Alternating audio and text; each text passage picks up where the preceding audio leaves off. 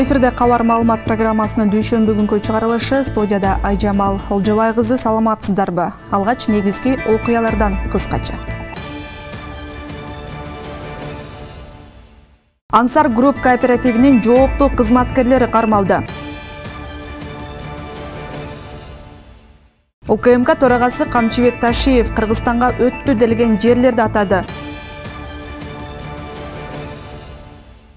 Бүгүндөн тарта жогорулатылган пенсия бериле баштады. Улуттук коопсуздук боюнча мамлекеттик комитеттин төрагасы Камчыбек Ташиев кыргыз-өзбек чек арасы боюнча келишимдин долбооруна ылайык Кемпироват суу сактагычы жайгашкан 4485 гектар Өзбекстанга өтүп, анын ордуна Ош жана Жалал-Абад облустарынан жалпысынан 18000 гектардан ашуун жер алына турганын айтты. Соңку макулдашууларга ылайык Кыргызстандын картасы 15806 гектарга кеңейет. Бул тууралуу ал бүгүн Жогорку кеңештин тармактык комитетинин жыйынында маалымат берип жатып билдирди. Атайын кызматтын башчысы Кемпироваттагы сууну 8 адамдан турган кыргыз-өзбек биргелешкен ишканасы көзөмөлдөй турганын айтты. Суунун деңгээлин 908 горизонттон 900гө түшүрүүдө. 1246 гектар жер бошоп, аны жергиликтүү тургундар колдонсо болорун кошумчалады. Эгерде суу агып кете турган болсо, анда анын жерине Өзбекстан ээлик кыла берет. Ташиев кабарлаган Кыргызстанга өттү дейилген жерлер: Гавасай 12872 гектар, Көксерек 105 гектар, Баястан 212 гектар, Уңгартоо 35 гектар, Карабелес 25 гектар, Акташ 100 гектар. Шарихан каналынын башталышынан 19,5 миң гектар жерди эки тарап бири-бири менен алмашты. Өзгөн жана Созак райондорунда 1000 гектар. Ташиев бул чечимге кол коюлса, анда Кыргызстандын картасы 15806 гектарга көбөйө тургандыгын билдирген. Президент Садыр Жапаров 12-13-14 октябрь күндөрү Казакстандын борбору Астанада өтө турган бир катар эл аралык иш-чараларга катышат. Президенттик администрациянын тышкы саясат бөлүмүнүн башчысы Муратбек Азымбакыевдин айтымында 13 октябрь күнү Жапаров Азиядагы өз ара аракеттенүү жана ишеним чаралары боюнча кеңешменин саммитине катышат. Андан соң 14 октябрда көз карандысыз мамлекеттер шериктештигинин мамлекет башчыларынын кеңешинин кезектеги жыйынында болот. Ошол эле күнү президенттин Борбор Азия Россия форматындагы биринчи саммитке катышары айтылды. Азымбакыев Астана шаарындагы эл аралык иш-чаралардын алкагында өлкө лидерлери Азия регионунда коопсуздук жаатында кызматташуу, КМШ алкагында соода инвестициялык өнөктөштүк, Борбор Азия Россия форматында өз ара аракеттенүүнүн келечегин талкуулашаарын белгиледи. 11 октябрда Кыргызстанга мамлекеттик иш сапары менен Азербайжан президенти Ильхам Алиев келет. Билдирмеге караганда ал Бишкекте 12 октябрга чейин жүрөт. Мамлекет башчы Садыр Жапаров Ильхам Алиев менен эки тараптуу сүйлөшүүлөрдү өткөрөт. Өлкө лидерлери эки тараптуу жана көп тараптуу кызматташтыктын актуалдуу маселелерин, ошондой эле аны мындан ары өнүктүрүүнүн жана кызматташуунун келечегин талкуулашат. Сапардын жүрүшүндө мамлекеттер аралык кеңештин биринчи жыйынын өткөрүү да пландалууда деп айтылат маалыматта. Кыргызстан менен Өзбекстан бирдиктүү туристтик продукт түзүүнү пландап жатат. Бул тууралуу инвестиция боюнча улуттук агенттиктин өкүлү Бакыт Дозоев Кыргызстандын ишкерлери менен мамлекеттик органдарынын жолугушуусунда билдирди. Анын айтымында Өзбекстанга барган туристтер андан ары Кыргызстанга жөнөтүлөт. Же тескерисинче Кыргызстанга келгендер Өзбекстандын кооз жерлерин кыдыруу үчүн коңшу мамлекетке жиберилет.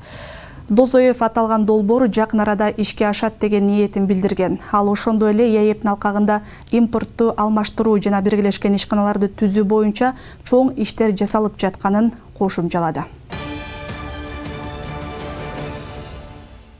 Ансар Групп кооперативинин жооптуу кызматкерлери кармалды. Маалыматка ылайык, бүгүнкү күндө аталган кооперативден алданып укук коргоо органдарына арыз менен кайрылгандардын саны 59 адамга жеткен. Жарандарга келтирилген чыгым 63,8 миллион сомду түзөт. Алардын көпчүлүгүнө аталган кооператив туракчай сунуш кылышып, ар кандай суммадагы акчалай төлөмдөрүн алышып, бирок үй алып бере алышкан эмес. Акчалары дагы кайтарылбаган. Көпчүлүк жабырлануучулар кооператив тарабынан убадаланган жабырланган үйлөр берилбей, мөөнөттөрү өтүп кеткендиктен арыз жазууга мажбур болушкан. Жабырлануучулардын арасында 5 миллион сомдон ашыкча акча бергендер да бар деп айтылат маалыматта. Учурда жооптуу адамдарга туура юридикалык баа берүү максатында Кылмыш кодексинин 209-беренесинде каралган кылмыштын белгилери менен иш козголду. Аталган кооперативдин өлкө боюнча жетекчиси 28 жаштагы Жаран жана Ош шаары боюнча жооптуу жетекчиси кармалып, убактылуу кармоо жайына киргизилди.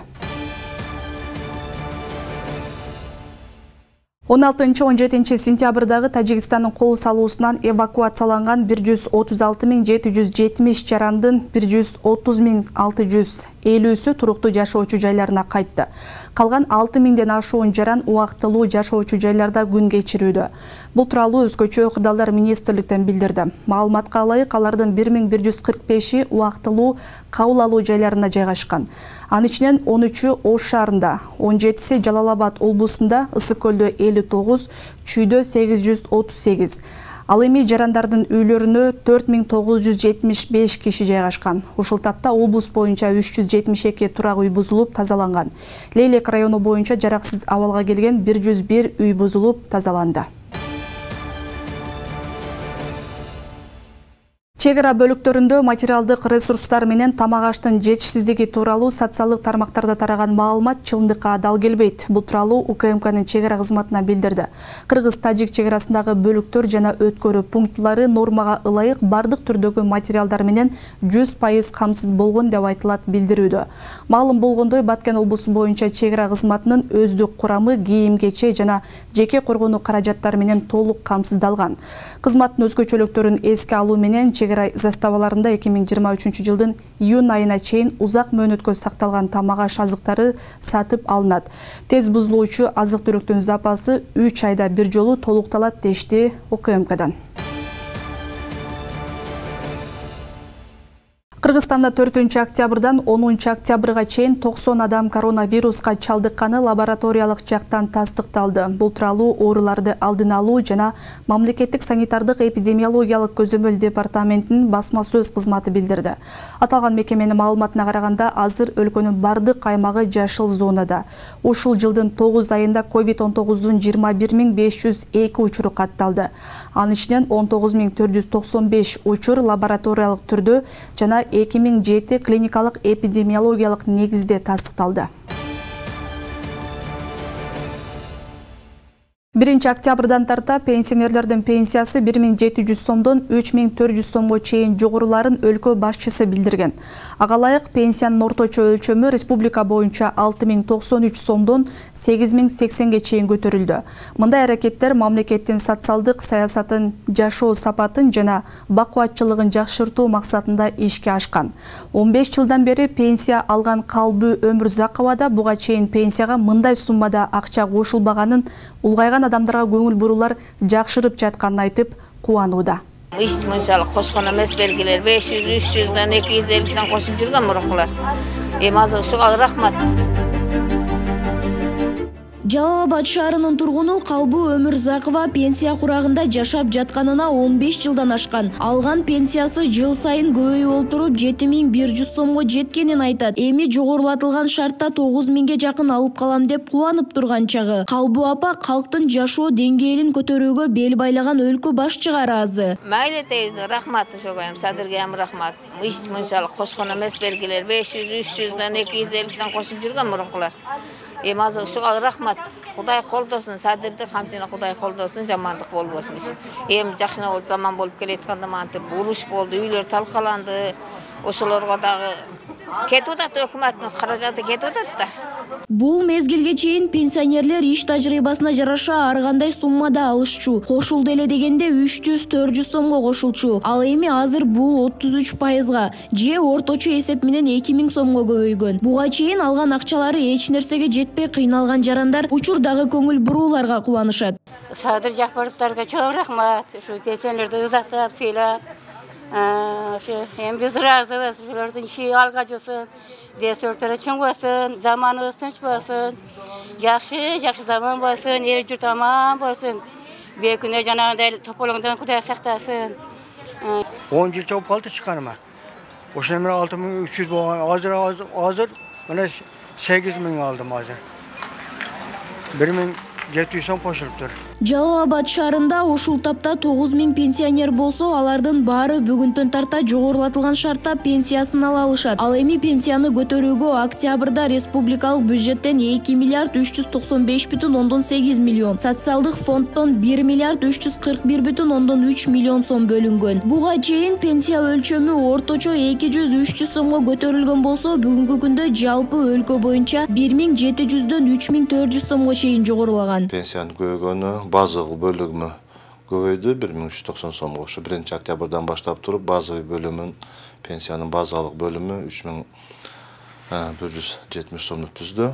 Ал эми камсыздандыруу бөлүмү болсо, ал ошо ар бир жаран, ар бир пенсионер, бүгүнкү күндө пенсионер ошо жаран иштеп жүргөн убагында эмгек акысы канча болгон болсо, социалдык төлөмдөр канчалык көбүрөөк болгон болсо, ошончолук камсыздандыруу бөлүмү 15%га жогорулады. Кыргызстандын калкынын 8%-ын улгайган адамдар түзөт. Өлкөдө 735 миңдей пенсионер бар. Буга чейин Садыр Жапаров министрлер кабинети пенсия өлчөмүн 2022 жылдын 1 октябрынан тартып жогорулатуу чечимин кабыл алганын айтса, пенсия төлөмдөрү үчүн буга чейин жылына 70 миллиард сом каралып келсе, эми бул сума 90 миллиард сомго көбөйө тургандыгы белгиленген. Кошумчалай кетсе, Кыргызстанда аялдар пенсияга 58 жашка, ал эми эркектер 63 жашка жеткенде чыга алат. Нуриза Хамракулова, Шерзат Эгембердиев, 7 канал, Жалал Абад.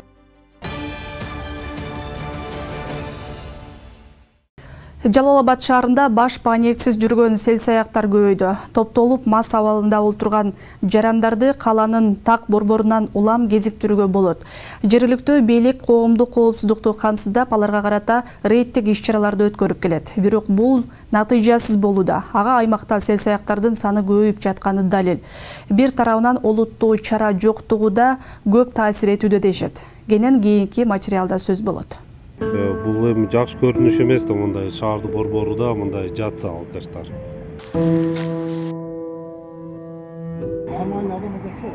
Ар кимге тийишип, ар кимге дагы сөгүп кылып атат аны.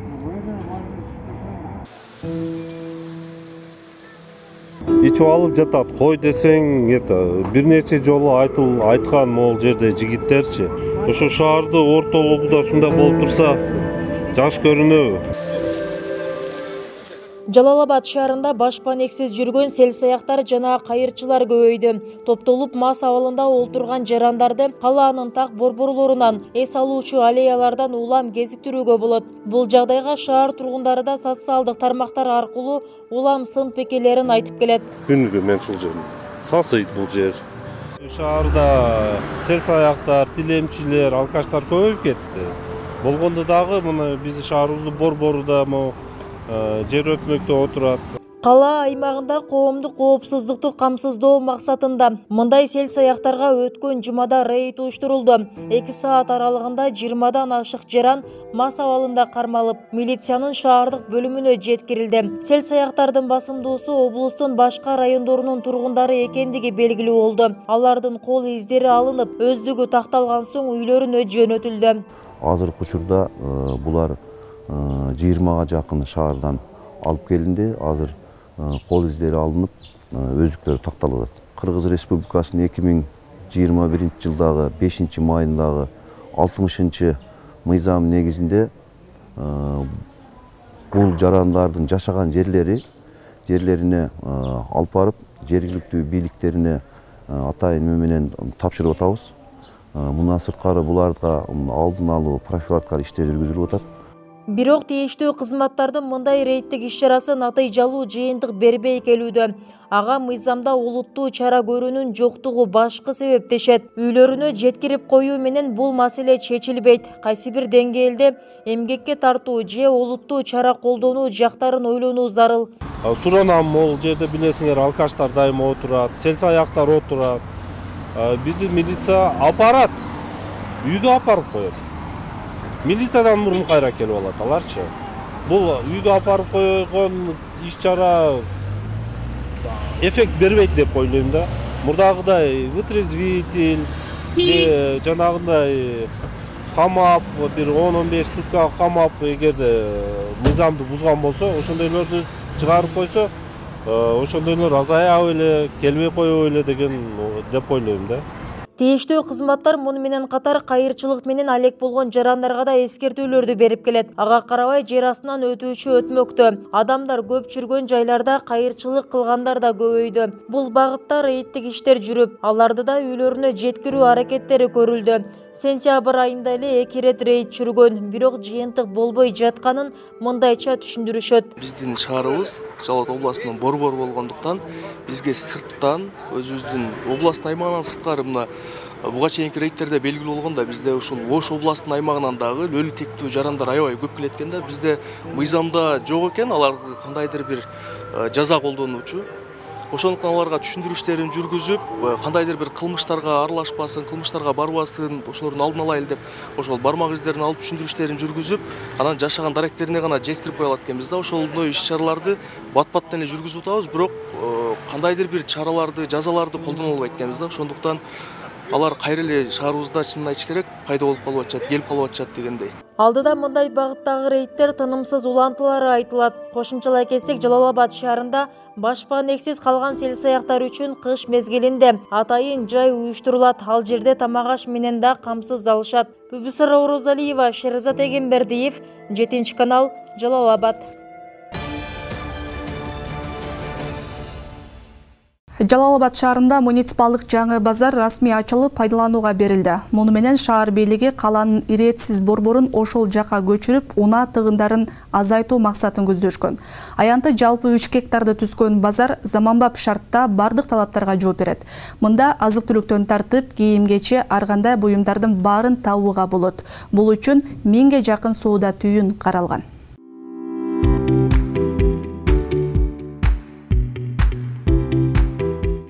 Жалал Абад шаарынын бийлиги чаржайыт отурукташкан борбордук бөлүгүн иретке келтирүү максаты менен заманбап базар ачты. Мында 1000ге жакын соода түйүн жайгашып, жалпы аянты 3 гектарды түзөт. Жаңы базарга эл үйрөнүп, иш жакшы жүргөнгө чейин 4 айлык ижара акысы алынбайт. 30 жылдан бери соода сатык менен алектенип келген Бурайма Каримова да мындагы шарттарга соодагер катары ыраазы. Ар бир жерде жүрдүм.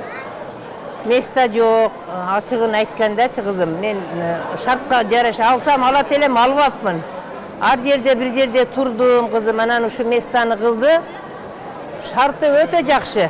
Мэриядагы балдар, мэрия, ошолорго ham чексиз шүгүрчүлүк, рахмат. Эже келип местаны алгыла, жаңы места. Эски базарчылаңар деп ээрчитип 3 ай мурун алып келген, алдык кызым. Жаңы муниципалдык базар Курманбек көчөсүндө жайгашкан. Мында азык-түлүктөн тартып, кийим-кече, ар кандай буюмдардын баарын табууга болот. Ар бир буюмдун өзүнүн катары болуп, башаламандык жаралбайт. Базарга барууда тургундарга ыңгайлуу болуусу үчүн 10га жакын маршруттук каттамдын багыты өзгөртүлгөн. Жалал Абадта бир эң чоң көзгө урунтуу бир базар ачылып атат да. Бұл базардың мындай өзгөчөлүгү деп айтканыбыз, биринчи жолу мамлекеттик базар ачылып атат. Ага чейин мына 30 жылдан бери жалаң жеке менчик базарлар ачылып, ал мамлекетке бир тырмактын агындай болгон гана салык төлөп, мамлекетке эч пайда алып келген эмес. Мына бул базар мамлекеттик базар, бул жерде отурган адамдардан түшкөн салыктардын бардыгы бюджетке түшөт. Мамлекет менен жанагы шылуундардын карапайым эл менен мамлекеттин ортосундагы шылуундарды жок кылдык. Калаанын так ортосунда жайгашкан борбордук базарда элдин агымы менен кошо унаалардын тыгыны да орун алчу. Тротуардагы соода түйүндөр да тургундарга ыңгайсыздык жаратып, көп жылдардан бери эле коомчулуктун сынында болчу. Буга чейин тротуардагы соода жайларды көчүрүүгө базар болбогондуктан чечкиндүү кадамдар жасалбай келген. Учурда тротуардагы соода күркөлөрү алынып, алар муниципалдык жаңы базарга көчүрүлдү. Бүгүн Жалал Абад шаарында муниципалдык базардын ачылышы менен турабыз. Бул базар 2018 жылдан бери үстүндөгү тинекелерди алмаштыруудан башталган. Бул бөлүгүн 2020 жылдан бери иш аракет кылып атабыз да. Ичинде кароосуз калып кеткен илгерки Союздун печкалары, бетонный печкалар бар эле да, ошонун баардыгын тазалоо иретте менен 2 жыл убакыт кетти да. Эми биз мунун ачылышы Бизде эң негизги бюджетти толуктоо максаты да.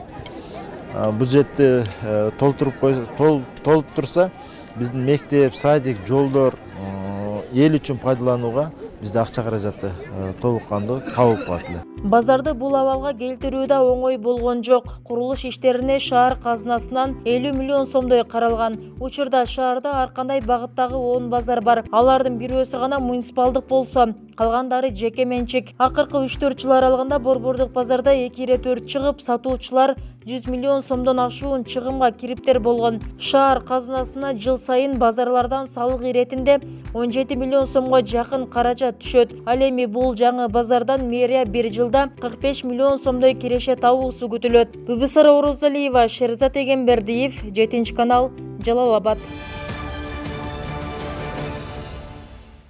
Бишкек шаарынын тургундары троллейбустардын иш графигине нааразы болушууда. Анда 8-9 октябрь күндөрү жүргүнчүлөрдүн көпчүлүгү номер 6 троллейбус каттамын 1 сааттан ашык күткөн. Буга нааразы болгон эл социалдык тармакка өз ойлорун калтырышкан. Мындай кырдаалдын жаралышына эмне себеп? Кийинки сюжетте. Бишкек шаарынын тургундары троллейбустун иш графигине нааразы болуп, арыз менен кайрылышкан. Анда 8-9 октябрь күндөрү чолпун аттуу жүргүнчү номер 6 троллейбус каттамын 1 сааттан ашык күткөн. Буга нааразы болгон ал социалдык тармакка өз оюн калтырган. Мындай кырдаалдын жаралышы боюнча тийиштүү кызматтарга кайрылып, себебин билүүгө аракет кылдык. Алардын айтымында аталган күндөрү маанилүү иш-чаралар болуп, бир нече көчөлөрдө чектөөлөр жарыяланган. Бул үчүн шаар тургундардан кечирим сурады. 8-9 октябрда Кыргызстанга Азербайжан президенти сапарына даярдоо үчүн эки көчө, биздин шаарда эки көчө жабылып калган. Совет Абдрахманова көчө, проспект Манаса. Ошон үчүн жарым унаалар, жүргөн унаалардын жарымы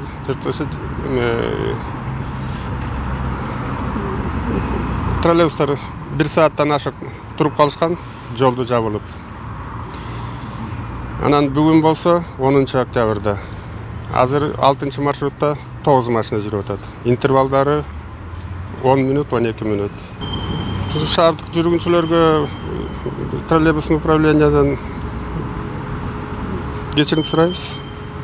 Асыл Токторбаева 25 жылдан бери троллейбус айдоочусу болуп эмгектенет. Таң эрте 3-тө туруп, 4-тө жумуш ордуна келет. Каттамга чыгуу алдын жүргүнчүлөрдүн коопсуздугун камсыздаган бир нече эрежелерге көңүл буруп, жумушуна киришет. Ал эми каттамдардын аралыктарынын узактыгы ар кандай кырдаалга жараша болорун жана жол тыгыны да бир топ көйгөй жаратаарын айтат.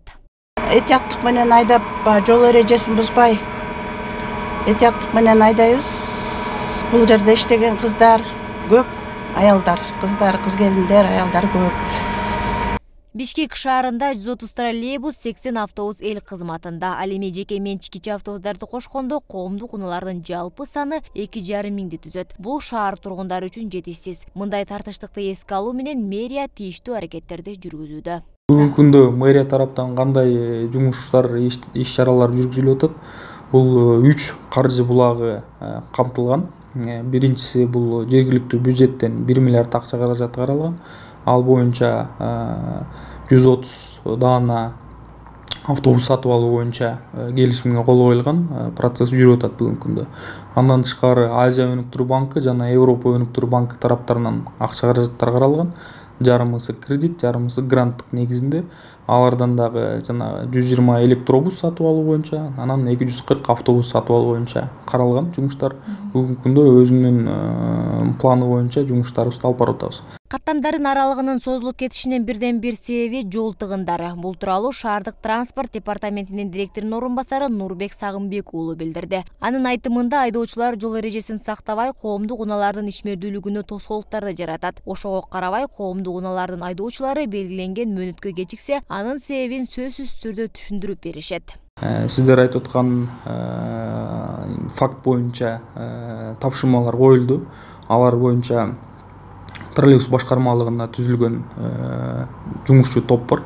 Ошол жумушчу топтун ичинде жагдайларды аныктап, айдоочулардын күнөөсүндө кеткен болсо, ошо айдоочуларга чара колдонуу боюнча комиссиянын укугуна кирген, чара колдонуу укугуна кирген. Андан тышкары дагы жанагындай факторлор болуп атат. Бул тыгындар. Ошо кечки маалдарда часпик учурларында айдоочулар жана шаардыктарыбыз эрежелерди так сактабагандыгына байланыштуу тыгындар түзүлүп, ошол тыгындарда дагы ортодогу интервалдар сакталбай калган учурлар көп кездешип атат.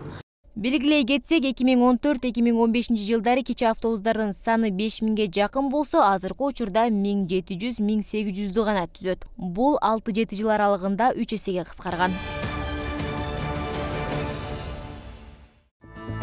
Мына ушундай маалыматтар менен бүгүнкү берүүбүздү жыйынтыктайбыз. Ушул жана башка жаңылыктарды кенен каналдын расмий сайтынан жана социалдык баракчаларыбыздан да окуп таанышсаңыздар болот. Мен сиздер менен коштошом. Саламаттаңыздар.